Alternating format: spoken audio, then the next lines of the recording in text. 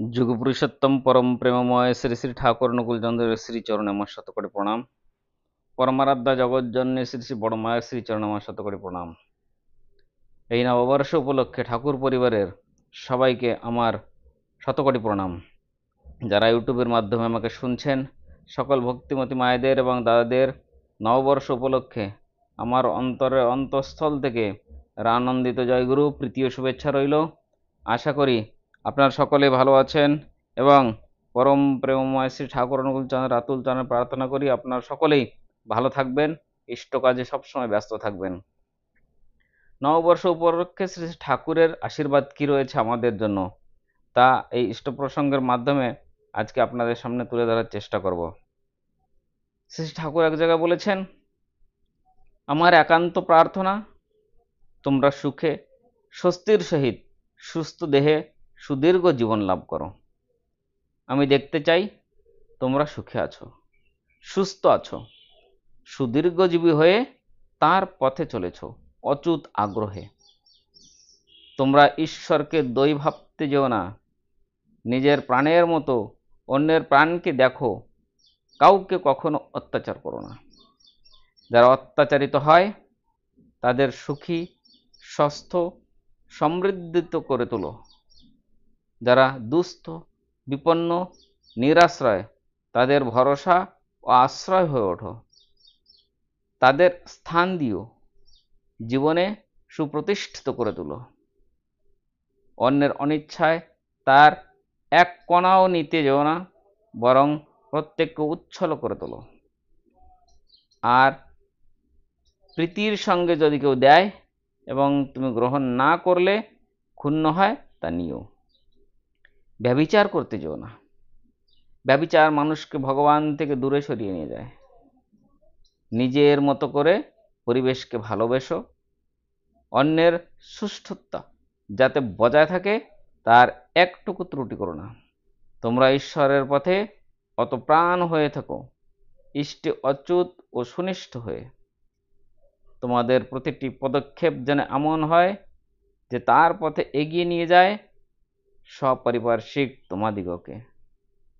প্রত্যেককে তা যেন সুখে সমৃদ্ধিত করে তোলে। জীবনে যশে জয়ে যেন তোমরা উদীয়মান হয়ে চলো। নিবেদন আমার, তোমরা যদি সুখে থাকো, ভালো থাকো, অদ্ভুতই হও, তাহলেই আমি সুখী হব, ভালো থাকবো। তোমরা যদি বিকেন্দ্রিক চলনে চলো, কষ্ট পাও, দুঃখে পড়ো, তাতে আমি প্রাণে বড় ব্যথা পাবো। আবার বলছি, তোমরা সুখে থাকো, রোগ বালাই আপদ বিপদ মুক্ত হও, সুদীর্ঘজীবী হও এবং অন্য সবাই যাতে সুখী থাকে, সুস্থ থাকে, সুদীর্ঘজীবী হয়, তাই করো, এই আমি চাই। যজন যাজন ইষ্টভৃতি প্রত্যেকেরই করণীয়। তোমরা সকালের সন্ধ্যায় আহ্নিক সেরে তাকে রোজ কিছু না কিছু নিবেদন করবেই। এটা মানুষের জীবনকে সুস্থ, সংহত ও পবিত্র করে তোলে। আমাদের প্রত্যেকেরই করণীয়, যাতে লোকজন কষ্ট না পায়, প্রাণ না হারায়, মানুষের হিংসা ভাজন হয়ে দুনিয়া থেকে বিদায় নিতে না হয়, কাউকেও এদিকে লক্ষ্য রাখবে। কৃষ্টি বান্ধবের কথা তোমাদের বলেছি, যার ভেতর দিয়ে আমাদের কৃষ্টি তৎপর্য সর্বত্র সঞ্চারিত করে আমরা সমৃদ্ধ হতে পারি, সুস্থ হতে পারি, সন্দীপ্ত হয়ে শক্তির পথে চলতে পারি। রানাঘাটে যে কলোনি হচ্ছে সেটা যাতে তাড়াতাড়ি হয় তার ব্যবস্থা করা ভালো। ওটা হলে একটা বাসস্থান হয় এবং সকলেরই ব্যবস্থা করতে পারি একটা স্বাধীন স্বতন্ত্র জীবন দিয়ে। দীক্ষার বিশেষ প্রয়োজন।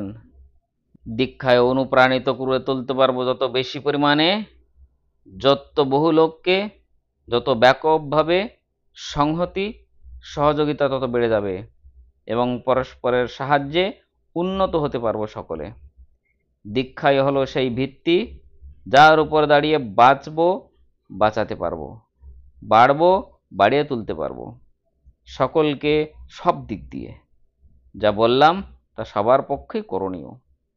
তাছাড়া মায়েদের গভীর কর্তব্য আছে, তাদের উপর দুনিয়াটা চলছে, তারাই ধরে রেখেছে সকলকে। তারা যদি সন্তান সন্ততি ও পরিবারের সকলকে সুস্থ, সন্দীপ্ত ও সম্বর্ধনমুখর কোলে তোলার শিক্ষায় সুশিক্ষিত হয়ে তদনুপাতিত বিহিত চলনায় না চলে, সকলেই ক্ষয়িষ্ণু, দুর্বল হয়ে উঠবে। লোকসেবার জন্য স্বস্তি বাহিনী দরকার, যারা আত্মত্যাগ করে মানুষের মঙ্গলের জন্য আত্মনিয়োগ করবে। তাদের কাজ হবে স্বাস্থ্য, শিল্প, কৃষি, নিরাপত্তা। এদের সেবার উপর দাঁড়িয়ে জনগণ সুখ, শান্তি ও সর্বতোমুখী ঋদ্ধির সন্ধান পাবে। আমার এই আবেদন তোমাদের কাছে, পরম পিতায় আত্মনিবেদন করে এগিয়ে চলো সবাই তার পথে, তাতে প্রণত থেকে তার জয়গান গেয়ে, আনন্দে পেয়ে আনন্দে দিয়ে, ধন্য হয়ে ধন্য করে তুলতে পারো, যাতে সকলের জীবন তার এতটুকু ত্রুটি করো না। শ্রী শ্রী ঠাকুর অনুকূলচন্দ্র, শ্রী ঠাকুরের আশীর্বাণী থেকে লেখা হয়েছে এটা। নববর্ষ উপলক্ষে পরম প্রেমময় শ্রী ঠাকুর অনুকূলচন্দ্রের সকলের জন্য যে নববর্ষের আশীর্বাদ, সেটা এই ইষ্ট প্রসঙ্গের মাধ্যমে আপনাদের সামনে তুলে ধরেছি। তাহলে ঠাকুর আমাদের জন্য কি চেয়েছেন, ঠাকুর আমাদের কাছে কি চেয়েছেন, আমাদের কি করতে বলেছেন, কেমন থাকতে বলেছেন, কি আমাদের করণীয়, প্রত্যেকটা ব্যাপার শ্রী ঠাকুর বলেছেন। আমাদের শ্রী ঠাকুরের আশীর্বাদ মাথায় নিয়ে এগিয়ে যেতে হবে, তাহলেই আমরা আমাদের মানব জীবনকে ধন্য করতে পারবো, সকলের সুখ শান্তিতে বসবাস করতে পারবো। একজন আরেকজনকে ভালো দেখতে চাই, ভালো থাকতে চাই। কে না চাই আমরা ভালো থাকি? নিজেও ভালো থাকবো এবং অন্যকেও ভালো করার চেষ্টা করে তুলব। যে দুঃখী, তার পাশে গিয়ে আমরা দাঁড়াবো, কাতর কণ্ঠে বলবো যে আমরা তোমার পাশে আছি, তুমি মোটেও ভয় পাবে না। সব সময় যেন সে ভাবে আমি একা নই। এভাবেই আমাদের করণীয়। ঠাকুর যেটা আমাদের কাছে চেয়েছেন, সেটা যেন আমরা প্রত্যেকটা গুরু ভাই ইষ্টকর্ম, ইষ্ট কাজ ভেবে সেটাকে করতে পারি। এটাই হলো পরম প্রেমময় ঠাকুর অনুকূলচন্দ্রের আশীর্বাদ শুভ নববর্ষ উপলক্ষে। আপনারা সকলে ভালো থাকুন, সুস্থ থাকুন। এই নববর্ষ উপলক্ষে পরম প্রেমময় ঠাকুর অনুকূলচন্দ্রের শ্রীচরণে প্রার্থনা করে আজকের ইষ্ট প্রসঙ্গ এখানে সমাপ্ত করছি। আবার দেখা হবে আর একটা সুন্দর ভিডিওর মাধ্যমে, সুন্দর দিনে। তাহলে সবাই ভালো থাকুন, সুস্থ থাকুন। জয় গুরু, বন্দে পুরুষোত্তম।